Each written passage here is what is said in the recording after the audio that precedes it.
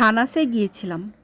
তো ক্রিসমাস চলে গিয়েছে, বাট খানাসের এখনও ডেকোরেশনটা রয়ে গিয়েছিল। প্রায় 1 মান্থ পর আমি গিয়েছি আজকে। খানাসের ডেকোরেশনটাও অনেক সুন্দর।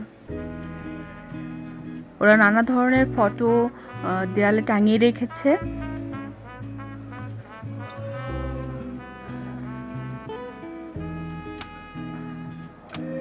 তো আমি মেনু নিয়ে বসে পড়লাম। ওদের এখানে অনেক টাইপের অ্যাপিটাইজার আইটেম রয়েছে, তো আমি কি খাবো তাই ভাবতে পারছিলাম না। যাই হোক, অবশেষে আমি একটা নাগেটস অর্ডার করেছিলাম। তারপর চিন্তা করলাম একটা ফ্রেঞ্চ ফ্রাই অর্ডার করা যাক। ওদের ফ্রেঞ্চ ফ্রাইটা নাকি খুবই মজার হয়।